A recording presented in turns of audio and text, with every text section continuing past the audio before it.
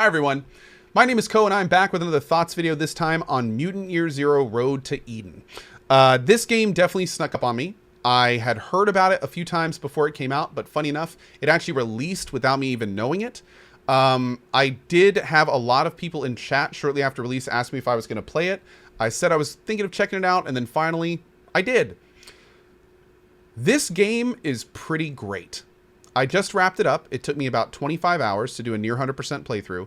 It was really just a lot of fun from beginning to end. The game is kind of it's a turn-based combat RPG with semi-open world overland mechanics. So the premise is that you get to a map and you spend a lot of the map going around silently taking out enemies, and then generally you whittle those down to like one big fight, one or two in some cases, in which case kind of all of your characters and skills are put to the test. It does use an XCOM style system, but it does very much break with XCOM in how it handles the combat. So for instance, there are no 95% shots in this game. There are 100% shots, 75% shots, 50 and 25 or no shot. Also, the chances seem to be a little bit more forgiving, which has been really good as well.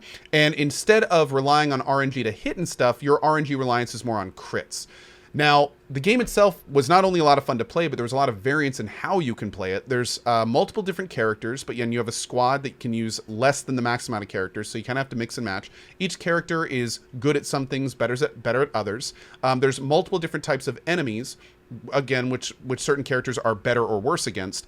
And also there are full skill trees, item loadouts with helmet, armor, up to 3 different grenade slots and 2 different weapons, a plethora of different weapons, I think 10 plus different weapons, each which can be upgraded twice and have a scope and a damage enhancement put on it. Overall, a lot of customization and a lot of fun.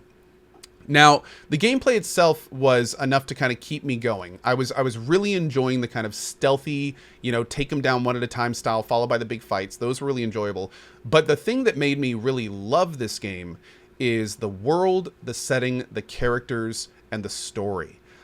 It's a relatively simple story, but at the same time, it's a very unique and interesting world. It does take place in Sweden, I believe. So there's a lot of references to Swedish culture in here, some of it which was explained to me in chat, and I appreciate that.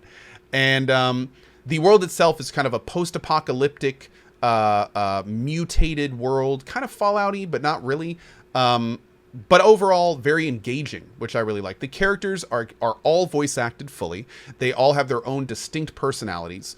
There are multiple times throughout the story when it gives you like a montage of like a comic book style little story booster to kind of push you down the different sessions, which are broken into chapters.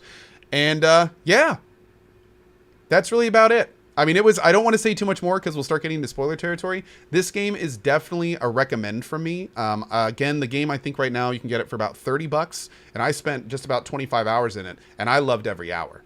So yeah, definitely a fun one. Little bit easier than XCOM, but honestly, I feel a little bit more engaging than XCOM in terms of the story and world and characters. So some trade-offs, but a lot of fun and a very good time. So thank you as always for joining us for this Thoughts video. I will see you next time for our next one, whenever it may be.